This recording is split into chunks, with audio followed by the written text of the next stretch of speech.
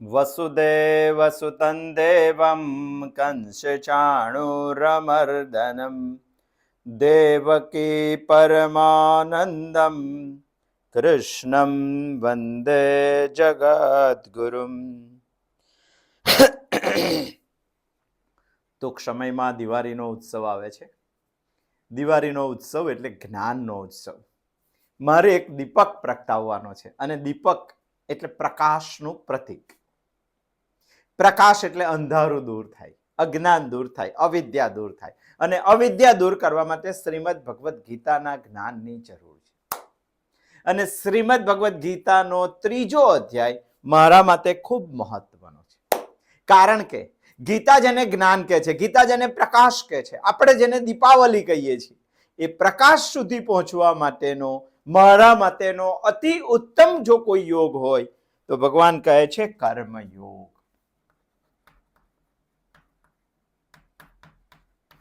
કર્મને તો હું સમજુ છું, પણ કર્મ જ્યારે એવું સાધન બને કે જે રસ્તા ઉપર જવા માટે કર્મને હું સાધન બનાવીને આત્મજ્ઞાનને પ્રાપ્ત કરું, આત્મજ્ઞાનને સમજું, તો તે કર્મને કર્મયોગ કહેવાય છે.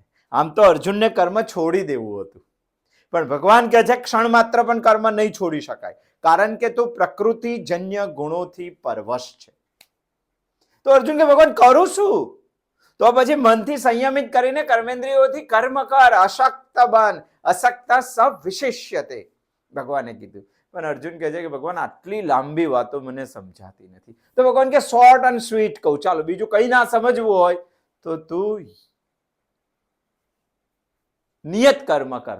નિયતમ કુરુ કર્મત્વમ કર્મ જ્યાયો ય કર્મણઃ શરીર યાત્રાપિ ચ તે ન પ્રસિદ્ધયેદ કર્મણઃ. ભગવાને બહુ સુંદર વાત કીધી. ભગવાને આ શ્લોકમાં 3 વાતો મુખ્ય કીધી છે અને આ 3 વાતોને આપણે સમજવાનો પ્રયત્ન કરીએ છીએ. પહેલી વાત છે નિયત કર્મ. બીજી વાત છે અકર્મ કરતા કર્મ શ્રેષ્ઠ છે. અને ત્રીજી વાત છે તારી જીવન યાત્રા પણ નહીં ચાલે. આ 3 વાતો આપણે સમજવી છે. એમાં આપણે સમજતા હતા નિયતમ કુરુ કર્મત્વમ. ભગવાને અર્જુનને ઉપદેશ આપી દીધો કે તું નિયત કર્મ કર. પણ નિયત કર્મ એટલે શું? તેના 7 અર્થ આપણે અત્યાર સુધી જોયા છે. એક, નિયત કર્મ એટલે નિત્ય કર્મ, રોજ કરવાનું કર્મ, હરરોજ કરવાનું.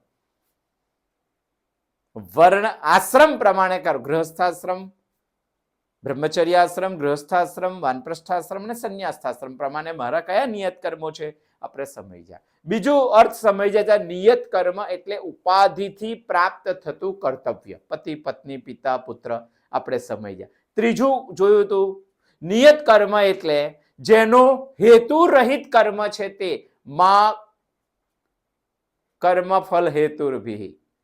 કર્મ ફળના હેતુ વગર કર્મ કરવા વાળો તું થા, એવું ભગવાને ત્રીજું સૂત્ર આપણને કીધું હતું.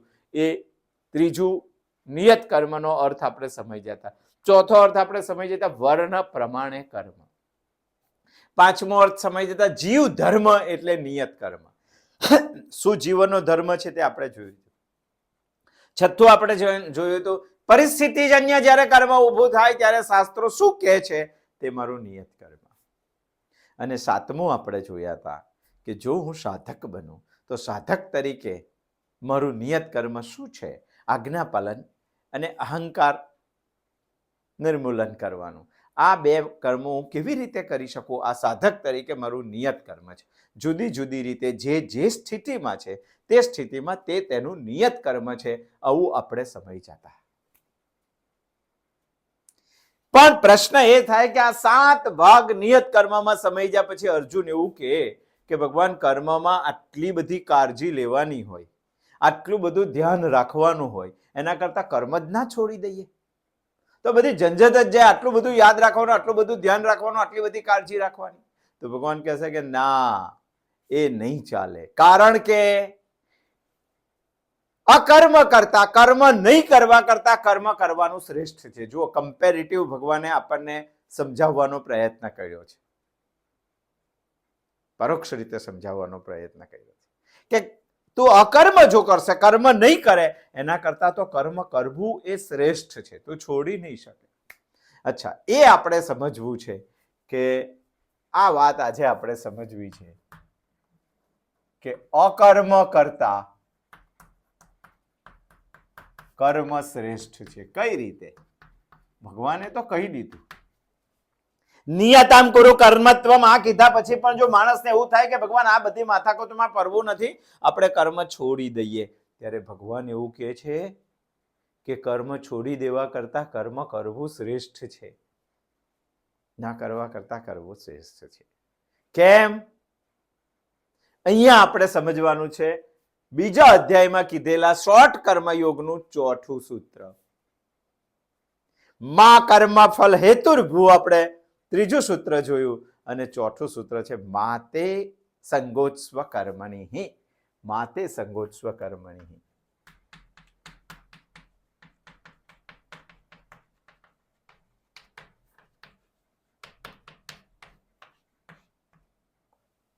ચોથું કર્મણ્યેવાધિકારસ્તે, પહેલું મા ફલેષુ કદાચન, બીજું મા કર્મ ફલ હેતુર્ભૂ, ત્રીજું માતે સંગોત્સ્વ કર્મણિ, ત્રીજું. ચોથું, અને આ વાતને અહીંયા ચોથા સાથે નિષ્પજ ભગવાન અહીંયા આપણને સ્પષ્ટ કરીને કહે છે કે કર્મ કરવું એ અકર્મ કરતા શ્રેષ્ઠ છે, એટલે કરવા લાગ. કેવી રીતે? આગળ ભગવાને આપણને કીધું હતું માતે સંગોત્સ્વ કર્મણિ, અકર્મનો સંગ તને થવો જોઈએ નહીં.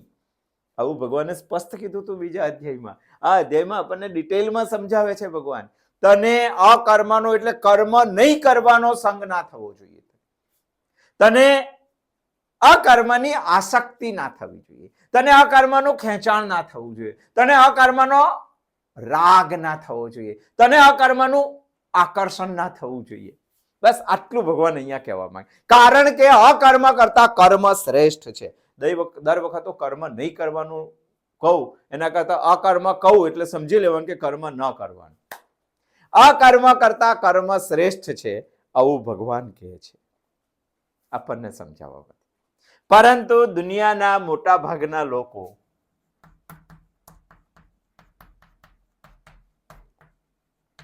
ખેંચાણ છે શેનું? અકર્મનું. તમે દુનિયામાં મનુષ્યના માનસ પથનો જરા સર્વે કરજો, મોટા ભાગના લોકોનું એવું જ ખેંચાણ છે કે આપણે કંઈ નથી કરવું, અને જે કંઈ ના કરે તે સુખી છે. આ દુનિયામાં આપણે કશું જ કરવું નથી અને સુખી થઈ જવું છે. નોકરી પણ કેવી, જુઓ, કોઈ એવું કહે મારે કશું જ નહીં કરવાનું, બેસી જ રહેવાનું, તો આપણા મગજમાં એક વાત એવી ફિક્સ થાય કે બહુ સારી નોકરી કહેવાય. કંઈ નહીં કરવાનું આ બહુ સારું, કંઈ નહીં કરવાનું આ બહુ સુખી. આ મોટા ભાગના લોકોની આ માન્યતા છે, પણ જે ખેંચાણ છે આ ભ્રાંતિ છે. આપણે કંઈ નહીં કરવાનું આ વૃત્તિને પોષવા માટે બે વસ્તુનો જન્મ થયો છે. એક છે નોકર અને બીજું છે મશીન. આ કર્મને વૃત્તિ પોષવા માટે આ નિર્માણ થયેલી બે વાતો છે. મારે કંઈ પણ કામ ઘરમાં કરવાનું હોય અને મારી પાસે પૈસા હોય તો બધા જ કામના નોકર હોય. કપડાં ધોવા વાળો નોકર, પોતું મારવા વાળો નોકર, રસોઈ બનાવવા વાળો નોકર, મારા કપડાને ઇસ્ત્રી કરવા વાળો નોકર, ઘરની સાફ સફાઈ કરવા વાળો નોકર, મારા ગાર્ડનની અંદર કામ કરવા વાળો નોકર, બધી જ પ્રકારના નોકરો માણસ લઈ આવ્યા. આ નોકરોની પુષ્ટિ માણસને ત્યાંથી આવી કે એને કામ ન કરવાની એનામાં ખેંચાણ છે, અકર્મનું એનામાં ખેંચાણ છે. અને બીજી વસ્તુ આવી મશીન. કેવા મશીનો? કપડા ધોવાનું મશીન, અરે વાસણ માંજવાનું પણ મશીન આવી ગયું, પોતું મારવાનું પણ મશીન આવી ગયું, અહીંથી બીજી જગ્યાએ જવાનું પણ મશીન આવી ગયું, કોઈની સાથે બીજા દેશમાં વાત કરવાનું પણ મશીન આવી ગયું. કેટલા બધા મશીનો! માણસ માઇનસ થયો ને મશીન પ્લસ થયું. ન કર્મ કરવાની વૃત્તિથી. હું એવું નથી કહેતો કે મશીન અને નોકર ખરાબ છે, હું તમને સમજાવું છું. ભગવાન કહે છે તે પ્રમાણે આ કર્મ જાયો ય કર્મનઃ, કર્મ કરવાનું અકર્મ કરતા શ્રેષ્ઠ છે, આવું ભગવાન કહેવા માંગે છે. અને આપણી ન કરવાની કર્મની વૃત્તિ જ સુખી થવાની ભ્રાંતિ છે. પણ સુખી થવાતું નથી. અને કંઈ ન કરવા વાળો માણસ બહુ સુખી હોય છે. એમાંથી જ નોકરનો જન્મ થયો, એમાંથી જ મશીનનો જન્મ. એવા ઓટો મશીનો, હવે તો ગાડી પણ ઓટો આવી ગઈ, બોલીને બેસી જવાનું, તમને ત્યાં પહોંચાડી દે, બધું ઓટો. એમાં ધ્યાન જ નહીં આપવાનું. હા, એમાં સમય બચે, પણ સમયનો ઉપયોગ કરતા આપણને આવડવું જોઈએ. જો તમારા બચેલા સમયનો અનાજ દરવાનું મશીન, રોટલી બનાવવાનું મશીન, શું એ તો છોડો. હમણાં એક વિડીયો મેં જોયો તો જમાડવાનું પણ મશીન, થાળી મૂકીને એની જાતે ચમચી ભરીને આપણને જમાડી. માણસે કંઈ કરવાનું જ નહીં, અને કંઈ નહીં કરવાનું. આ માણસ પોતાની જાતને સુખી સમજે છે. આ દુનિયાની સૌથી મોટી ભ્રાંતિ છે. ભગવાન તો ના કહે છે કંઈ ન કરવા કરતા કંઈ કરવું આ શ્રેષ્ઠ વસ્તુ છે. નોકરને મશીનનો જન્મ થયું, બધું ઓટો આવી ગયું. ઓટોમાં આપણે કશું ધ્યાન નહીં રાખવાનું, એટલે મનને પણ એક્ટિવ નહીં રાખવાનું. જો આ બંનેનો ઉપયોગ કર્યા પછી સમય બચે અને આ સમયનો તમે સદુપયોગ કરો તો નોકર અને મશીન બંને આશીર્વાદ રૂપ છે. પણ જો તમે સમયનો ઉપયોગ ના કરો તો બહુ અઘરું કામ છે. સમય વધે, તમારા ઘરે બધા બહુ નોકરો હોય અને બધા બહુ માણસ મશીનો હોય તો સમય વધે. સમય વધે એટલે માણસ નવરો પડે, નવરો પડે એટલે ન કરવાનું કરે. શાસ્ત્રોએ કીધું કે નહીં કરવાનું, તે જ કામ કરે માણસ. દારૂ પીવાનું મન થાય, જુગાર રમવાનું મન થાય, નવરો પડે માણસ. ન કર, નુકસાન છે કે નહીં? એટલે ભગવાન સમજાવવા માંગે છે કે કર્મ કરવા કરતા ન કરવાનું સૌથી મોટું નુકસાન છે. આ માણસને દેખાતું નથી, નખાતું નથી. ઉલટો કર્મ કરવા વાળો નોકર શાંતિથી ઘેર જઈને ઊંઘી જાય, અને કર્મ નહીં કરવા વાળો શેઠ ડનલોપનું ગાડલું ને એસી રૂમ હોય તો પણ ઊંઘ નથી આવતી. કર્મ કરવા વાળાને શાંતિ છે, બાકી ન કરવા વાળાને અશાંતિ ઊભી થાય છે. નોકરને શાંતિ ને આપણને ટેન્શન, એના પગારનું, મશીન ચલાવવાનું, લાઇટ બિલનું, આ બધા ટેન્શનો આપણને. એનો મતલબ કર્મ ન કરવામાં સૌથી મોટું નુકસાન છે કર્મ કરવા કરતા. પણ હા, એવું નથી કહેતા કર્મ કરવામાં નુકસાન નથી. ભગવાને કમ્પેરેટિવ કીધું છે. કર્મ ન કરવા કરતા કર્મ કરવું શ્રેષ્ઠ છે. એનો મતલબ કર્મ કરવું એમાં દોષ નથી એવું નથી, એમાં દોષો છે, આમાં પણ દોષો છે. પણ કર્મ કરવા કરતા કર્મ ન કરવામાં દોષો વધારે છે. તમે કહેશો કે કેવી રીતે? તો હું સમજાવું. ચાલો, કર્મ ના કરો એટલે તમે નવરા પડી જાઓ, નવરા પડી જાઓ એટલે તમે ન કરવાનું કરો, ન કરવાનું કરો એટલે તમારો સ્વભાવ ચીડિયો થઈ જાય જો સદુપયોગ ના કરો તો. અને સ્વભાવ ચીડિયો થઈ જાય તો તમારે બીજા સાથે ઝઘડો થાય, ઝઘડો થાય તો તમારે બધામાં અશાંતિ ઊભી થઈ જાય, સંબંધો બગડે, અશાંતિ ઊભી થાય. કર્મ ન કરવાથી શારીરિક અને માનસિક બંને સ્વાસ્થ્ય બગડે છે. કર્મ કરવાથી બંને સચવાય છે, બંને અશાંતિ ઊભી થાય છે, બીમાર થવાય છે, દુઃખી થઈ જવાય છે, સુખથી તો દૂર જતું રહેવાય છે. કામ મશીન કરે અને નુકસાન માણસને થાય, આવી વાત છે ન કર્મ કરવામાં. એટલે ભગવાન કહે છે કે તું મશીન લાવે કે નોકર રાખે એમાં મને વિરોધ નથી, પણ મશીન અને નોકર લાવ્યા પછી તારો સમય બચવો જોઈએ અને બચેલો સમય સદુપયોગમાં વાપરવો જોઈએ. આનાથી મોટું કર્મ બીજું કોઈ નથી. પણ તું સદુપયોગમાં ના વાપરે અને તારું પોતાનું નુકસાન કરવામાં સમય વાપરે તો ભગવાન કહે છે પછી કર્મ જ્યાયો ય કર્મનઃ, ન કર્મ કરવા કરતા કર્મ કરવું શ્રેષ્ઠ છે. કર્મમાં દોષો નથી એવું નથી, કર્મમાં દોષો છે જ, અને કર્મના દોષો આપણને દેખાય છે, અકર્મના દોષો દેખાતા નથી. એટલે આપણી ભ્રાંતિ એવી છે કે કંઈ ન કરીને હું સુખી છું, કરવા કરતા કંઈ ન કરીને વધારે દુઃખી થવાનો છે, વધારે નુકસાન સહન કરવાનું છે તારે. કારણ કે અકર્મના દોષો, નુકસાન આપણને દેખાતું નથી અને કર્મના દોષો આપણને દેખાય છે. અકર્મના દોષોને જો જોવા હોય તો આપણા પાસે સૂક્ષ્મ બુદ્ધિ જોઈએ, બાકી કર્મ કરવા કરતા ન કરવામાં સૌથી વધારે દોષો છે. એટલે ભગવાન કહે છે કર્મ જ્યાયો ય કર્મણઃ, ન કરવા કરતા કર્મ કરવું આ શ્રેષ્ઠ છે. આપણે થોડીક પશ્ચિમ અને પૂર્વ આ બેની વિચારસરણીનો થોડોક વિચાર કરવો જોઈએ. જો પશ્ચિમના બધા જ લોકો કર્મશીલ છે, આળસુ નથી, કોઈ સુઈ ના રહે. ત્યાં પરિસ્થિતિ જ એવી છે કે ઘરમાં 7 માણસ હોય તો 7 કમાવા માટે જવું પડે, નહીં તો જીવી ના શકો તમે. પ્રવૃત્તિશીલ, પ્રવૃત્તિ. પાશ્ચાત્ય દેશોના બધા જ લોકો પ્રવૃત્તિશીલ છે. જ્યારે આપણા ત્યાં બધા આળસુ છે, પડી રહે છે 8 વાગ્યા સુધી, 9 વાગ્યા સુધી. તમે કોઈ દિવસ પાશ્ચાત્ય દેશોનું, અમેરિકાનું લાઈફસ્ટાઈલ જુઓ. અહીંનો માણસ પણ અહીંયા આળસુ હોય છે, 10 વાગે ઉઠે છે અને ત્યાં જઈને એકદમ ક્રિયાશીલ થઈ જાય. આળસુ રહેવાય, પરિસ્થિતિ જ એવી નથી કે તમે આળસુ રહી શકો.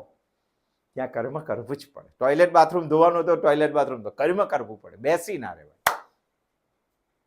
એટલે આ બે સાયકોલોજીનો જો આપણે અભ્યાસ કરીએ તો પાશ્ચાત્ય દેશના લોકો કર્મશીલ છે, પૌરાત્ય લોકો, આપણા દેશના લોકો થોડાક આળસુ છે. ભગવાને કીધું એની વિરુદ્ધ છે. કર્મ જ્યાયો ય કર્મણઃ. ભગવાન કે કર્મ ન કરવા કરતા કર્મ કરવું શ્રેષ્ઠ છે. આ વાત પાશ્ચાત્ય લોકો સમજી ગયા. જે દેશમાં ગીતા ગવાઈ એ લોકો ઉલટું સમજી ગયા. શું સમજી ગયા ખબર છે? વૈદિક સંસ્કૃતિ તો આપણને સકામ કર્મ કરવાનો ઉપદેશ આપે છે કે કઈ ના કરે એના કરતા સકામ કર્મ તો કર, એનો ઉપદેશ આપે છે. બહુ મોટો ઉપદેશ છે, પણ આપણને ના સમજાયો અને પાશ્ચાત્ય લોકોને સમજાઈ ગયો. ભલે ઈચ્છાથી, ભલે અપેક્ષાથી, ભલે હેતુથી, પણ કર્મશીલ તો છે. અને ભગવાન કે આવા કર્મશીલ રહ્યો એના કરતા તમે ના કરવાનું કરો તો વધારે નુકસાન છે. વેદોએ તો કીધું સકામ કર્મો કરવાનું, પણ આપણે શું કર્યું? સકામ કર્મોમાં ઉદાસીન રહ્યા અને અકર્મમાં ઉત્સાહી રહ્યા. સકામ કર્મ જ ના કરવા. અરે ફોરેનના લોકોને કંઈ પણ શોધવું હોય તો શોધી કાઢે, કર્મ કરે. અને આપણે લોકો ન કરવાના ઉત્સાહી રહ્યા, આળસુ વધારે રહ્યા. જો સાયકોલોજી આજ કે છે. આપણા ત્યાં બધા જ લોકો ભગવાનની વાતો કરતા કરતા કરતા રહી ગયા. અને પાશ્ચાત્ય લોકોએ આધ્યાત્મનો વિકાસ ના કર્યો, પણ ભૌતિક વિકાસ જબરજસ્ત કરી દીધો. કારણ કે એ આળસુ નથી. કર્મ જાયો ય કર્મણઃ સમજી શકાય તેવી વાત છે. આગળ નીકળી ગયા. આધ્યાત્મમાં પ્રમાદી લોકો, આળસુ જ લોકો સૌથી વધારે સત્યાનાશ વારે છે. હવે સમજવાનું. એટલે ભગવાન કહે છે કે કર્મશીલ રહેવાનું, નિષ્ક્રિય નહીં રહેવાનું. અને આપણે એવું સમજીએ છીએ અમે તો અધ્યાત્મ કરીએ છીએ, પણ આળસ અધ્યાત્મમાં સૌથી વધારે ભયંકર છે. સ્વાધ્યાયિક પ્રવચનાભ્યામ ન પ્રમદિતવ્યમ. આ મંત્ર એટલા માટે ઋષિ મુનિઓએ આપણને આપ્યો. ઈશાવાસ્ય ઉપનિષદ શું કહે છે? કુર્વન નેવેહ કર્માણિ જીજીવિષેત સતમ શમા. 100 વર્ષ સુધી જીવો, પણ જીવનના અંતિમ શ્વાસ સુધી કર્મ કરતા રહો. જીજીવિષેત સતમ શમા. અને આપણે એ વસ્તુને સમજ્યા જ નહીં, અને પાશ્ચાત્ય લોકો સમજી ગયા. એટલે આપણા ત્યાં એવું કહે છે આજે પણ કે નોકરી કેવી કે કશું જ નહીં કરવાનું, બેસે. ભયંકર નોકરી છે, કશું જ નહીં કરવાનું ને ખાલી બેસી રહે. આ દુનિયામાં સૌથી અઘરી નોકરી જો કોઈ હોય ને તો વોચમેનની. ખાલી બેસી જ રહેવાનું. કરી જોજો અઠવાડિયું નોકરી વોચમેનની, કેટલી ડેન્જર છે. ઊંઘ આવે કે નહીં તમને? બીજા ખરાબ વિચારો આવે કે નહીં તમને? બીજી પ્રવૃત્તિ કરો. માણસ પ્રવૃત્તિ વગર રહી શકતો નથી. પ્રકૃતિજન્ય ગુણોથી પરવશ છે તે, અને વગર પ્રવૃત્તિએ બેસી રહ્યો. એટલે ભગવાન કહે છે કે કંઈ ન કરવા કરતા કર્મ કરવું આ શ્રેષ્ઠ વસ્તુ છે. અને ગીતા બહુ ડેન્જર વસ્તુ બતાવે છે. શું કહે છે? ધ્યાયતો વિષયાન પુંસા સંગાસ્તે સુપજાયતે સંગાત સંજાયતે કામ કામાત ક્રોધો વિજાયતે ક્રોધાત ભવતિ सम्मोह सम्मोहात् स्मृति विभ्रम स्मृति भ्रंशात् बुद्धिनाश बुद्धिनाशात् प्रणश्यति. બહુ danger red light Shrimad Bhagavad ગીતાએ આપણને બતાવી. એક વખત કામ બંધ કરીને માત્ર વિષયના ચિંતનમાં પડશો તો ગાડી તમારી છેલ્લે પ્રણશ્યતિ જઈને અટકશે. પણ પ્રણશ્યતિ એટલે ખાલી નાશ નથી. પ્રણશ્યતિ શબ્દનો આપણે તે વખત પણ અર્થ જોયો તો ફરી પાછો ધ્યાન દઈને જોઈ લેવો જોઈએ. શ્રીમદ ભગવદ ગીતામાં વિનશ્યતિ લખી શક્યા હોત, પણ અહીંયા પ્રણશ્યતિ. વિશિષ્ટ રીતે વિનાશ છે. કેવી રીતે? આ જીવનમાં આપણે ભગવાને મનુષ્યનો જન્મ 4 પુરુષાર્થ કરવા માટે આપ્યો છે. પણ તું જો ધ્યાયતે વિષયાન પુંસોમાં જતો રહ્યો નવરો થઈને, કામ કર્યા વગર અકર્મની સાથે મિત્રતા કરીને, અકર્મનું ખેંચાણ લાવીને, અકર્મની આસક્તિ રાખીને, અકર્મમાં રાગ રાખીને, અકર્મમાં આકર્ષણ રાખીને જો ધ્યાયતો વિષયાન પુંસ ગયો તો પ્રણશ્યતિ થશે. અને પ્રણશ્યતિ એટલે એવો વિનાશ કે આ 4 માંથી એક પણ પુરુષાર્થ કરવાની ક્ષમતા તારામાં નહીં રહે. એને જ કહેવાય નપુંસક. એક પણ પુરુષાર્થ, કામ પણ નહીં, ધર્મ પણ નહીં, અર્થ પણ નહીં અને મોક્ષ પણ નહીં. મોક્ષ ના હોય તો વિચારાય છું કે તો નથી થતો બધાથી, ધર્મ નથી થતો, કામ પણ તારાથી નહીં થાય એવો પ્રણશ્યતિ થઈ જશે તું. એ વિનશ્યતિ ના થાય એટલા માટે શ્રીમદ ભગવદ્ ગીતાના 3જા અધ્યાયના 8મા શ્લોકમાં ભગવાન કહે છે કર્મ જ્યાયો ય કર્મણઃ, નિયત કર્મ કર. કારણ કે કઈ ન કરવા કરતા કઈ કરવું આ શ્રેષ્ઠ વસ્તુ છે. અકર્મમાં પણ દોષો છે, પણ તેના માટે સૂક્ષ્મ બુદ્ધિ જોઈએ. માટે બધાને સમજાતું નથી કે અકર્મમાં દોષો છે. બધાને કર્મમાં દોષો દેખાય છે, પણ એને જોવા માટે સૂક્ષ્મ બુદ્ધિ જોઈએ. આ સૂક્ષ્મ બુદ્ધિ બધા પાસે નથી, માટે કંઈ ન કરવાનું બધાને બહુ સારું લાગે છે. પણ ભગવાન કોઈને છોડવાના નથી. જો તારા પાસે સૂક્ષ્મ બુદ્ધિ ના હોય અકર્મના દોષો સમજવાની, તો તેના માટે પણ ભગવાન આગળ કહે છે. શું કહે છે? સામાન્ય માણસને સમજાય તેવી વાત ભગવાન કહેવા માંગે છે. મને જો અકર્મના દોષો ન સમજાતા હોય તો મારી જેવા સામાન્યને સમજાવવા માટે ભગવાન એવું કહે છે કે તું જો કર્મ નહીં કરે તો તારી શરીર યાત્રા પણ સિદ્ધ નહીં થાય, તારો જીવન નિર્વાહ પણ નહીં ચાલે. આ નથી સમજાતું તને? આ ના સમજાય તો ભગવાને છેલ્લી વાત અને 3જી વાત કહી દીધી, શરીર યાત્રા પિચતેન પ્રસિદ્ધયેદ અકર્મણઃ. અકર્મથી તો તારી જીવન નિર્વાહ પણ નહીં ચાલે, શરીર યાત્રા પણ સિદ્ધ નહીં થાય. આવું બહુ જ સ્પષ્ટ ભગવાને કહી દીધું છે, બહુ જ સ્પષ્ટ. આ તો મને સમજાવવું જ જોઈએ. ચાલો, આજે આપણને કોઈ એવું કહે અને આપણને સામાન્ય માણસને સમજાવવા માટે ભગવાને આ 3જી વાત કીધી. આજે આપણને કોઈ એવું કહે કે ભાઈ તમે જો સ્વાધ્યાયમાં નહીં આવો તો તમને મોક્ષ નહીં મળે, તો આપણને આ વાત ના, કારણ કે મોક્ષની કિંમત જ નથી. આપણને મોક્ષ સમજાયો જ નથી. મોક્ષ શું છે તે ખબર જ નથી, મુક્તિ શું છે તે ખબર, એટલે આપણને સ્વાધ્યાયનું મૂલ્ય બહુ ના ખબર પડે. અહીંયા એવું છે, ભગવાન એવું કહે છે કે જો તું કર્મયોગ નહીં કરે તો મુક્તિ નહીં મળે. પણ આ કોને સમજાય? ચાલો કો ના સમજાય. એટલે સામાન્ય માણસ માટે ભગવાને ફરી પાછું દ્રષ્ટાંત આપીને એવું કીધું કે તું જો કર્મ નહીં કરે તો તારો જીવન નિર્વાહ પણ સિદ્ધ નહીં થાય, આ શરીરની યાત્રા પણ નહીં ચાલે. તમે કોઈને એવું કહો કે ભાઈ સ્વાધ્યાય જો નહીં કરે તો મુક્તિ નહીં મળે, આ બહુ અસર ના થાય. પણ એ જ વાત તમે બીજી રીતે કહો કે ભાઈ જો તું સ્વાધ્યાયમાં નહીં આવે તો તારો ધંધો નહીં ચાલે, બધા જાગી જાય, બધા દોરવા માટે. આ તો સમજાઈ જાય એવી વાત છે. વાત એક જ છે, પણ જુદી રીતે કીધી. મને પચે, મને રૂચે, મને સમજાય એ લેવલ પર આવીને જયારે એવું કે ભાઈ તું સ્વાધ્યાયમાં નહીં આવે તો તારો ધંધો બંધ થઈ જશે, તો તરત દોરવા માંડે માણસ. બસ ભગવાને અહીંયા મારા લેવલ પર આવીને એવું કીધું કે ભાઈ જો તું કર્મ નહીં કરે તો તારું જીવન હોય નહીં ચાલે, સ્વાધ્યાય નહીં કરે તો તારો ધંધો નહીં ચાલે. બાકી ભગવાનને તો ખરેખર એવું કેવું છે કે કર્મથી તને મુક્તિ મળશે. પણ આપણને ના સમજાય એટલે ભગવાને આપણા લેવલ આવીને એવું કીધું કે કર્મ નહીં કરે તો જીવન હોય નહીં ચાલે, અકર્મથી તો જીવન યાત્રા પણ તારી સંભવ નથી. આટલું છેલ્લા લેવલનું ભગવાને મને સમજાય તેવી રીતે આ શ્લોકમાં કરી દીધું. નિયતમ કરો કર્મત્વમ સમજી જા. આપણે કર્મ જ્યાયો ય કર્મણઃ સમજી લીધું. આપણને શરીર યાત્રા પિચતેન પ્રસિદ્ધયેદ કર્મણઃ આ સમજાવવું જોઈએ. આ 3 વાતો ભગવાને આપણને કીધી છે. ભગવાન તો એવું કહે છે કે તારો અંતર અને બાહ્ય બંને વિકાસ થવો જોઈએ. એનો મતલબ આધ્યાત્મિક અને ભૌતિક બંને વિકાસ થવો જોઈએ. અને આ બંને વિકાસ કરવા માટે કર્મની ખૂબ જ જરૂરિયાત છે, અકર્મની નહીં.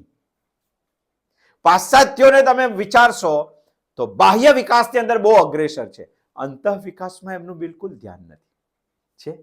અને એટલા જ માટે જે ખાલી બાહ્ય વિકાસ માટે કર્મ કરે છે અને અંતઃ વિકાસ માટે જેનું બિલકુલ ધ્યાન નથી, ભૌતિક વિકાસ માટે જે કાર્યશીલ છે અને આધ્યાત્મિક વિકાસમાં જેનું બિલકુલ ધ્યાન નથી, આવા લોકો પાસે ધન વધે, આવા લોકો પાસે સત્તા વધે, આવા લોકો પાસે ક્ષણિક સુખ વધે, આવા લોકો પાસે ભોગો વધે, આવા લોકોનું ઘર મોટું હોય, આવા લોકો વિજ્ઞાનની દ્રષ્ટિએ બહુ આગળ હોય, આવા લોકોમાં શાંતિ નહિવત હોય, આવા લોકોમાં સુખ નહિવત હોય, આવા લોકોમાં સૌથી વધારે ડિપ્રેશન હોય. અને આ બધી જ બાબતો માત્ર બાહ્ય, માત્ર ભૌતિક વિકાસ માટે કર્મ કરવા વાળા લોકોની છે. પણ બીજો એક એવો પણ વર્ગ છે, અર્વાચીન ભારતની વાત નથી કરતો, પૂર્વાચીન ભારતની વાત કરું છું. તે સમયે ભારતમાં એકલો આધ્યાત્મિક વિકાસ સવિશેષ હતો, અંતઃ વિકાસ સવિશેષ હતો. એના માટે બધા કામ કરતા હતા. બાહ્ય વિકાસમાં કોઈએ ધ્યાન નથી હોય. પણ આપવું જોઈએ. અને બંને માટે કર્મ છે. બંને માટે જ્ઞાન વધે, આધ્યાત્મિક વિકાસમાં તમારું સૌથી વધારે થાય તો સુખ વધે, શાંતિ વધે, શાશ્વત સુખ વધે, અંતઃકરણની શુદ્ધિ થાય, પેલોનું ઘર મોટું થાય તો આપણું દિલ મોટું થાય. એ વિજ્ઞાનમાં આગળ હોય તો આપણે અધ્યાત્મમાં આગળ હોય, એ ડિપ્રેશનમાં હોય તો આપણે ચિંતા મુક્ત હોય, સુખ ને શાંતિ તો હોય. આજે ભારતમાં બંને દોર છે. ફરી પાછી થોડીક આધ્યાત્મની ઓછી થઈ છે, ભૌતિકતાની વધી છે, અંતઃ ઓછું થયું છે, બાહ્ય વધી ગયું છે. અને લખી રાખજો, જેની ભૌતિક સુખમાં તેની દોર છે, મારા દીકરાને નોકરી લાગે, લાખ રૂપિયા પગાર હોવો જોઈએ, આ દેશના બધા જ માતા પિતા વિચારે છે. પણ મારો દીકરો એક પ્રામાણિક માણસ બનવો જોઈએ, કૃતજ્ઞતાથી ભરપૂર બનવો જોઈએ, આવું કોણ વિચારે? વૈદિક સંસ્કૃતિને સમજી શકવો જોઈએ, આવું કોણ વિચારે છે? તો શું થશે? ક્ષણિક સુખ વધશે, ભોગો વધશે, ઘર મોટું થશે, માણસો ઓછા થશે, ચિંતા વધશે, બધું જ થશે. વિજ્ઞાન આગળ વધી જશે. અને ભારત અત્યારે આ દોરમાં છે. બંને થવા જોઈએ. પૂર્વાચીન ભારતમાં બંનેને સમજાયેલું હતું અને બંનેને ધ્યાનમાં રાખીને લોકો કર્મ કરતા હતા. પણ આળસુ કોઈ બેસી રહેતો નહોતો. માટે ભગવાન કહે છે કે ન કરવાથી જીવન નિર્વાહ પણ તારો ચાલશે નહીં. માટે કર્મ કર, છોડવાની વાત તો તું કરીશ જ નહીં, આવું ભગવાન અર્જુનને કહે છે. બહુ સુંદર વાત કરી છે. આગળનું કશું ના સમજાયું ને તને ખાલી 8મો શ્લોક સમજાઈ જાય તો કર્મયોગ તું પ્રારંભ કરી શકશે. નિયતમ કુરુ કર્મત્વમ, શાસ્ત્રોએ જે નિયત કરેલા છે 7 પ્રકારના કર્મો આપણે જોયા.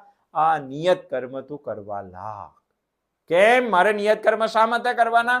કારણ કે કર્મ જાયો હિ કર્મણઃ, અકર્મ કરતા કર્મ જ શ્રેષ્ઠ છે. આ તને સમજાવવું જોઈએ. ભગવાન આ તો મને સમજાતું નથી, તો તારા લેવલનું એક દ્રષ્ટાંત આપું? આપ. તો ભગવાન પછી આપણા લેવલનું એક દ્રષ્ટાંત આપે છે કે જો તું કર્મ નહીં કરે તો તારી આ જીવન યાત્રા પણ ચાલશે નહીં. સ્વાધ્યાય નહીં કરે તો ધંધો બંધ થઈ જશે, દોડવા માટે બધા. અને ભગવાને એવી વાત અહીંયા સમજાવી છે. બહુ સુંદર વાત ભગવાન શ્રીમદ ભગવદ્ ગીતાના 8મા શ્લોકમાં કરે છે. અને 8મા શ્લોકને સમજીને ભગવાન એવું કહે છે કે હવે તું કર્મયોગનું આચરણ કરવા લાગ. આપણને પ્રશ્ન થાય કે ભગવાન આચરણ કેવી રીતે કરવું?